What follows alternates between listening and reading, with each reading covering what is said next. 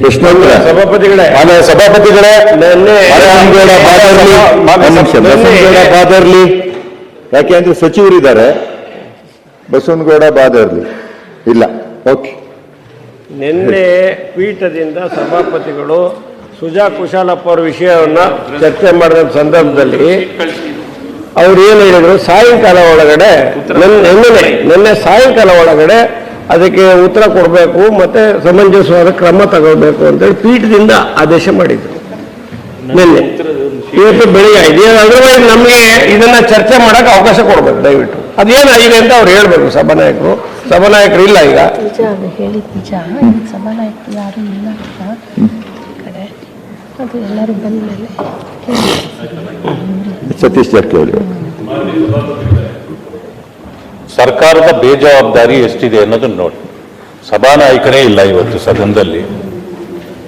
ಈ ರೀತಿ ನಡವಳಿಕೆಯನ್ನು ಮಾಡಿದ್ರೆ ಉತ್ತರ ಕರ್ನಾಟಕಕ್ಕೆ ನ್ಯಾಯ ಕೊಡ್ಲಿಕ್ಕೆ ಸಾಧ್ಯ. ಒಂದು ನಿಮಿಷ ಅವ್ರದ್ದೊಂದು ಚೂರು ಕ್ಲೋಸ್ ಮಾಡ್ತೀನಿ. ನೆಕ್ಸ್ಟ್ ಸನ್ಮಾನ್ಯ ಸಚಿವರೇ, ಸಭಾನಾಯಕರಿಲ್ಲ, ಈಗ ನೀವೇ ಅದರ ಸಭಾನಾಯಕರು ಅಂದ್ಕೊಂಡಿದ್ದೆ. ನಿನ್ನೆ ಪೀಠದಿಂದ ಅವರಿಗೆ ನಿನ್ನೆ ಸಾಯಂಕಾಲದ ಒಳಗಡೆ ಸಂಪೂರ್ಣವಾದ ಮಾಹಿತಿಯನ್ನು ಕೊಡಬೇಕು ಅನ್ನುವಂಥದ್ದು ಒಂದು ಹಕ್ಕುಚ್ಯುತಿ ವಿಚಾರಗಳು ಚರ್ಚೆ ಆಗಿತ್ತು. ಆದರೆ ಇಲ್ಲಿವರೆಗೂ ಅದನ್ನು ಸದನಕ್ಕೆ ಮಂಡಿಸಲಿಲ್ಲ. ಹಾಗಾಗಿ ನೇರವಾಗಿ ಅದಕ್ಕೆ ಸಂಬಂಧಪಟ್ಟಂತ ಕಾರ್ಯದರ್ಶಿಗಳು ಯಾರಿದ್ದಾರೆ ಅವ್ರ ಹತ್ರ ಕೂಡಲೇ ಇವತ್ತು ಸಂಜೆ ಒಳಗಡೆ ಅದ್ರ ಬಗ್ಗೆ ಮಾಹಿತಿಯನ್ನು ಕೊಡಿಸುವಂತ ಕೆಲಸವನ್ನ ತಾವು ಮಾಡಬೇಕು.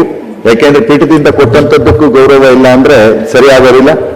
ಅದಕ್ಕೆ ಮಾಡಿಸಂತ ಕೆಲಸ ಮಾಡಬೇಕು. ಚರ್ಚೆ ಮಾಡಿ ವ್ಯವಸ್ಥೆ ಮಾಡ್ತೀವಿ. ಒಬ್ಬ ಅಧಿಕಾರಿ ಶಾಸಕರ ವಿರುದ್ಧ ಒಂದು ಪ್ರೆಸ್ ಕಾನ್ಫರೆನ್ಸ್ ಮಾಡಬಹುದಾ? ಇರ್ಲಿ, ಅಲ್ಲ ನಿನ್ನೆ ಆಗಿದೆ ರವಿಕುಮಾರ್ ಅವರೇ, ಅದು ಆಗಿದೆ. ಅದ್ರ ಬಗ್ಗೆ ಚರ್ಚೆ ಆಗಿದೆ. ಅದಕ್ಕೆ ಮಾಹಿತಿಯನ್ನು ಕೊಡಬೇಕು ಅನ್ನೋದನ್ನು ಕೂಡ ಪೀಠದಿಂದ ನಿನ್ನೆ ಹೇಳಿದೆ.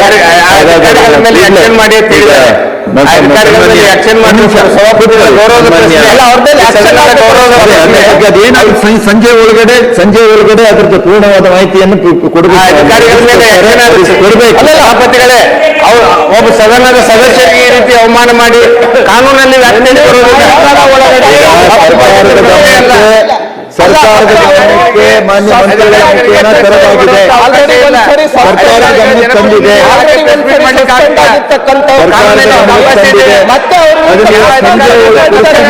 ಕೂಡ ಹೇಳಿದ್ದಾರೆ.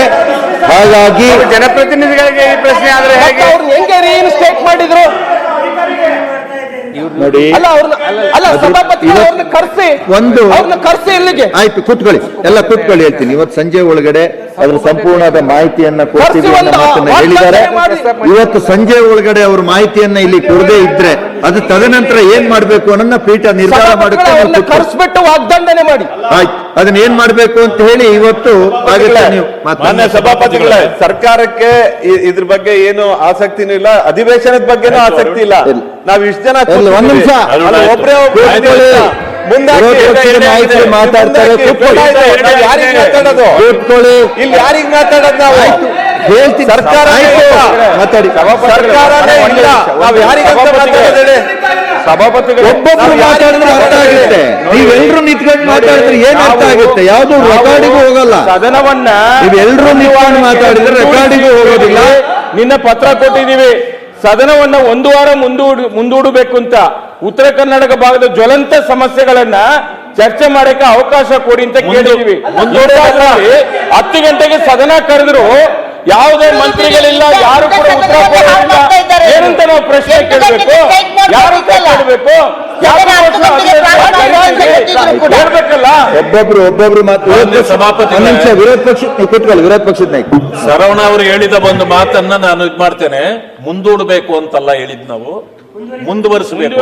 ಒಂದು ವಾರಕ್ಕೆ ಮತ್ತೆ ಮುಂದುವರಿಸಿ. ಯಾಕಂದ್ರೆ ಉತ್ತರ ಕರ್ನಾಟಕದ ಭಾಗದ ಸಮಸ್ಯೆಗಳು ಪರಿಹಾರ ಆಗಬೇಕಾಗಿದೆ. ಯಾವುದೇ ವಿಚಾರ ಇದುವರೆಗೂ ಚರ್ಚೆ ಆಗಿಲ್ಲ. ಆ ಕಾರಣದಿಂದ ಮುಂದುವರಿಸಬೇಕು ಅಂತ ನಾವು ಕೇಳಿರ್ತಕ್ಕಂಥದ್ದು. ಈಗ ಸರ್ಕಾರವೇ ಕಾಲಹರಣ ಮಾಡ್ತಾ ಇದೆ, ಬೇಜವಾಬ್ದಾರಿತನವನ್ನ ಪ್ರದರ್ಶನ ಮಾಡ್ತಾ ಇದೆ. ಸಭಾನಾಯಕರು ಇಲ್ಲ, ಸದಸ್ಯರುಗಳು ಕೂಡ ಇಲ್ಲ. ಇದು ಯಾವ ರೀತಿಯ ಒಂದು ನಡೆ ಇದು ಅಂತಕ್ಕಂಥದ್ದನ್ನು ಪ್ರಶ್ನೆ ಮಾಡಬೇಕಾಗಿದೆ ನಾವು. ಈ ರೀತಿ ನಡವಳಿಕೆ ಮಾಡೋದ್ರಿಂದ ಇಡೀ ರಾಜಕಾರಣಿಗಳನ್ನ ಚೀತು ಅನ್ನೋ ಪರಿಸ್ಥಿತಿ ಬಂದಿದೆ ರಾಜ್ಯದಲ್ಲಿ. ಇಂಥದ್ದು ಬೇಕಾ? ಚಳಿಗಾಲದ ಅಧಿವೇಶನ ಅಂತೇಳಿ ನಾವು ಬೆಳಗಾವಿಗೆ ಬಂದು ಜನರಿಂದ ಬೈಸ್ಕೊಳ್ತಾ ಹೋಗುವಂತ ಪರಿಸ್ಥಿತಿ ಬಂದಿದೆ ಇವತ್ತು. ಸುಮಾರು 30 ಕೋಟಿ ರೂಪಾಯಿ ಖರ್ಚಾಗ್ತದೆ, ಜನರ ಹಣ ಇದು. ಈ ರೀತಿ ವ್ಯಯ ಮಾಡಬೇಕಾ?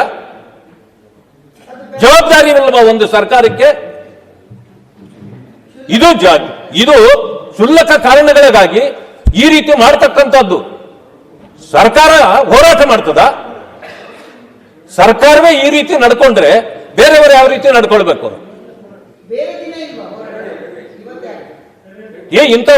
ಹೆಚ್ಚಿನ ವಿಡಿಯೋಗಳಿಗೆ ಪ್ರತಿಧ್ವನಿ ಯೂಟ್ಯೂಬ್ ಚಾನೆಲ್ ಸಬ್ಸ್ಕ್ರೈಬ್ ಮಾಡಿ, ಬೆಲ್ ಐಕಾನ್ ಕ್ಲಿಕ್ ಮಾಡಿ.